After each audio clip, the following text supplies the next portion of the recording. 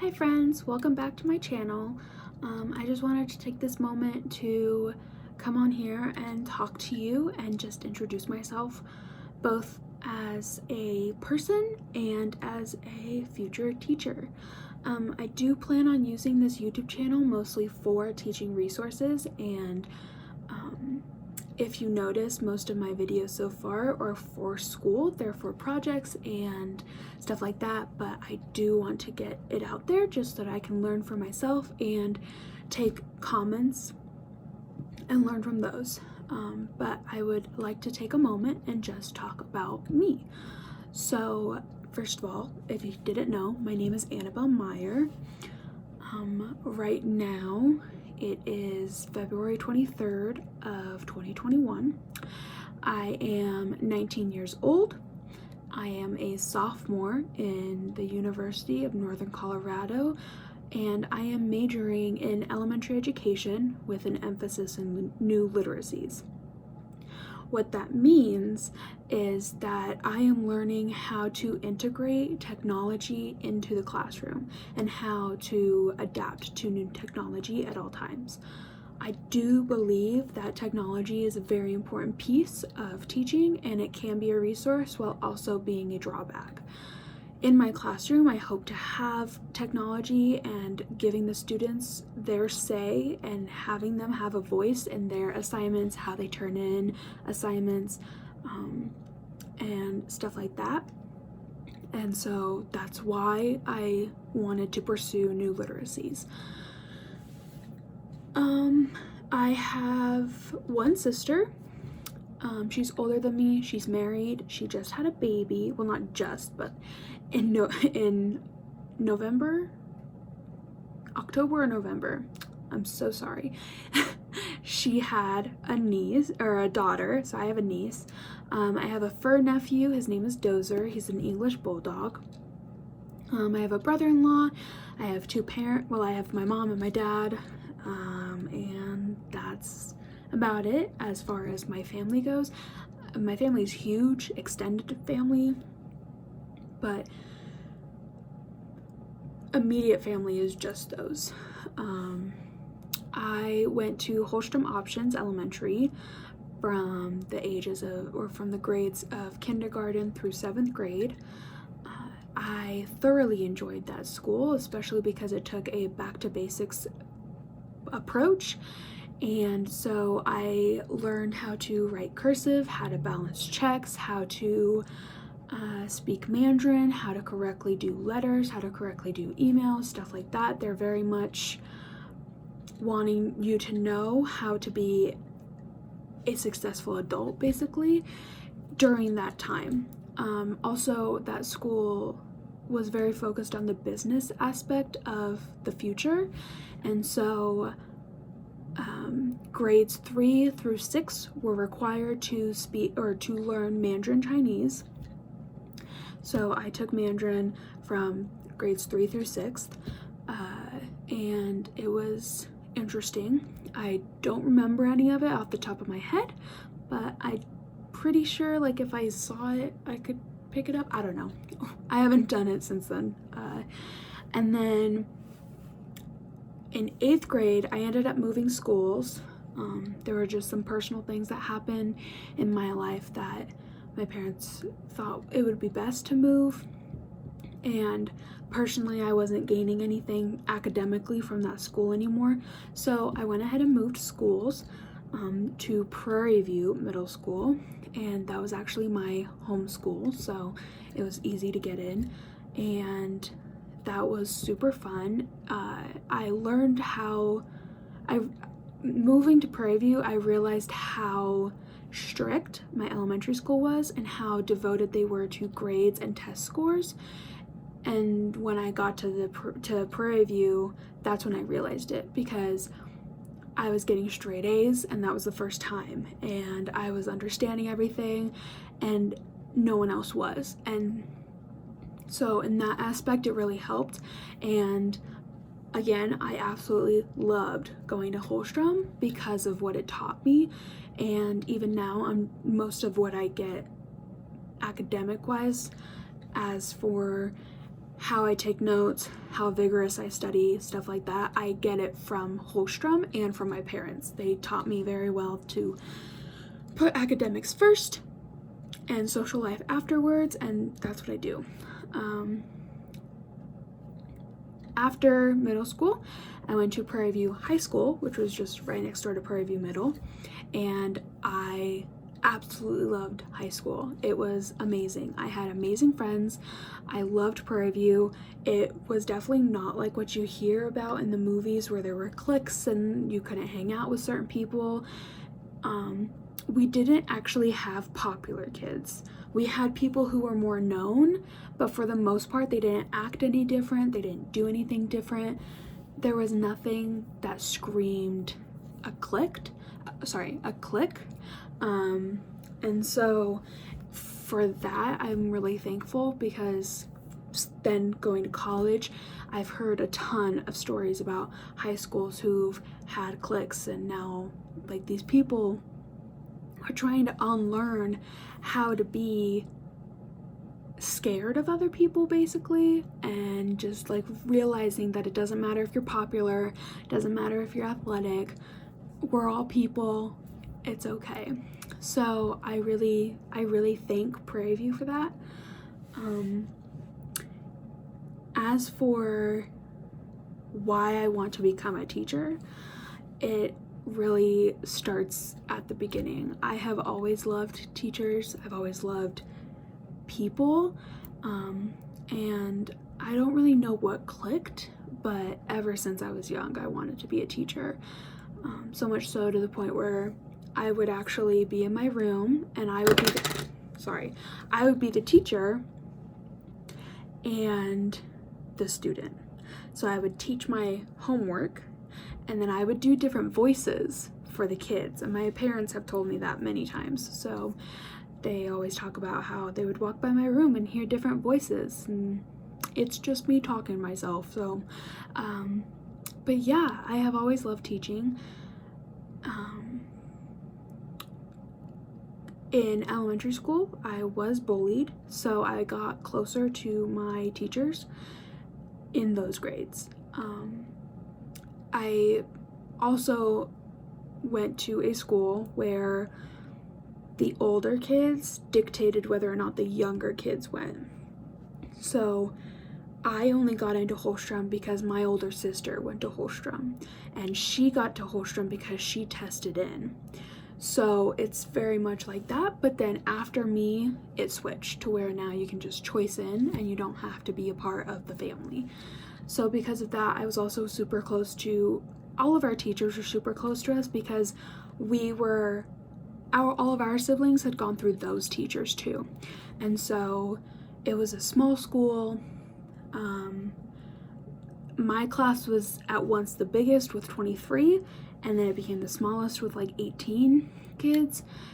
And then I went to high school and it was like 35 people in a class, and I didn't understand how teachers were managing it, but they were. And so it was a crazy turnaround. But yeah, it was interesting. Back to the story, or back to the reason why. So with me being bullied, I was just super close to my teachers, and I have always loved school. I've always been good at academics, so I was also close to the teachers because of the fact that I would ask for help. I would initiate conversations. I love reading too, so I would read. I would like get my work done and then just work on other things. So most of the parent-teacher conferences were just like, she's doing great. And because of that, it was good and bad. I loved hearing that I was doing good, but I did not like going to parent-teacher conferences anymore because they were all the same stuff. It was all the teachers saying, you're doing great, she's a great person, she's a great student, stuff like that. I wanted something wrong, but anyways, so we stopped going to parent-teacher conferences at like 7th grade.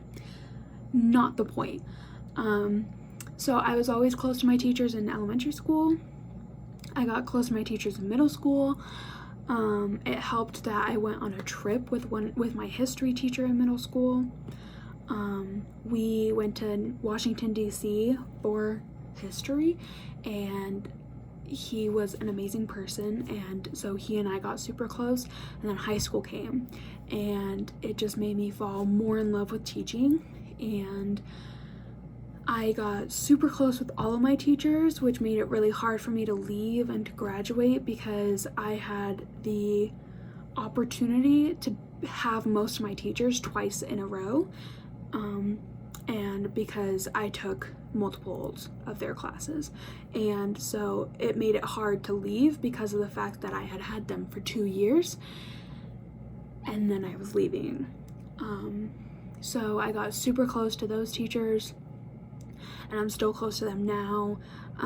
I look up to all of my teachers because of the fact that they each taught me something different, and there's just different experiences and different friendships that I've made with each teacher too, so it's been really nice.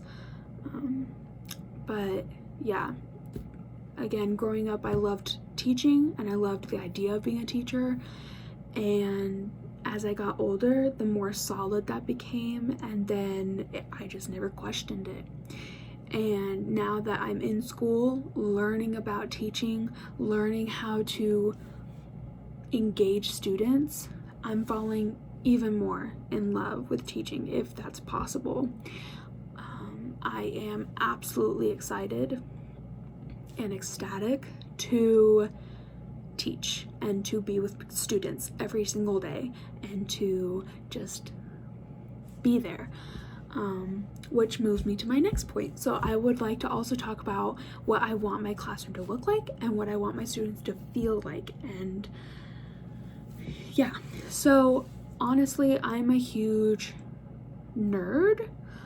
I love Harry Potter, scary movies, Twilight, Hunger Games, a series of unfortunate events. I love a ton of stuff. Marvel, Star Wars, a ton. And so I really want to make sure that my students feel like they can grow in that and that they can relate. So I really want my assignments to be oriented to the way where if Johnny really likes Marvel, then math homework can be applied to Marvel. It could be like Spider-Man is going from this building to that building. How long does his web need to be? That kind of stuff, where you can still be taught, but it's more related to you because you like what you're learning about. Stuff like that. And that's how I want my classroom to look too. I already have a whole Pinterest board of stuff, of just different classroom decorations and stuff like that, and I'm super excited for that. I also I value reading a lot. I love reading. I have read so many books and I want to read more. I don't think that you're ever too old to read, and I don't think you're ever too busy to read. So I personally would love to encourage my students to read and to always be looking for a new book, especially with how fast new books are coming out now. With all of our new technology, it's crazy how many books are out there and how many ways we can hear, see, read. It's crazy.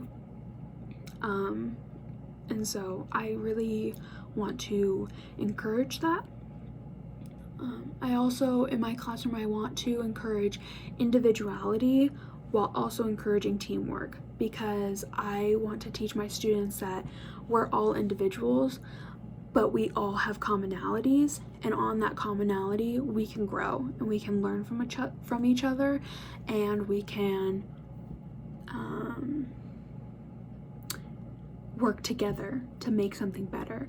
So I definitely want to have that aspect growing, and I think by doing that I'll just I want to do that by having the students have a say in how they turn in their assignments or what they do for assignments and stuff like that. I want the students' input because it's important to me for the students to be engaged and to be telling me what they need from me, because my job is to not necessarily cater to them, but to fit their needs when necessary. And it's my job to help them grow and help them learn and get them prepared for not only the real world, but also the next grade. I am definitely someone who does not believe that test grades are everything, and I don't believe that grades are everything. I grew up thinking that, and it took me a long time to realize that it wasn't that way, and because of that, here I am. So in my class, I will definitely be teaching them that while grades are important, you don't get value from it. Your value is not based off of your grades or your test scores. It just means that you can either learn, or that you need to work on it, or that you already know it and you can keep growing in it. But it does not mean that you're less than because you didn't succeed.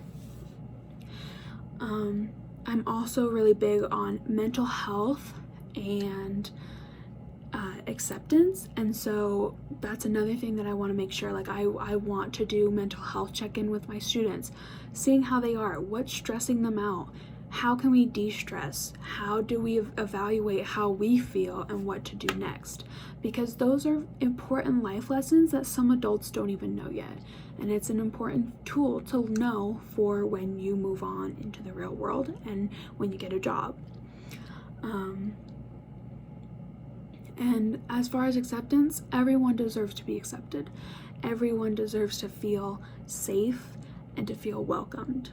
And so that is the main goal in my classroom, is for each person to walk through that door and feel welcomed and safe. And so yeah, that's pretty much me and how I want my class. I know nothing's like set in stone because life, you can't actually count on anything being true to your plan, but those are my goals. And yeah, that's, I guess, it. So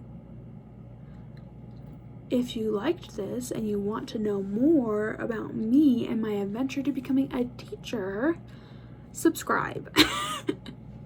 And I will see you guys next time. Okay, have a great day.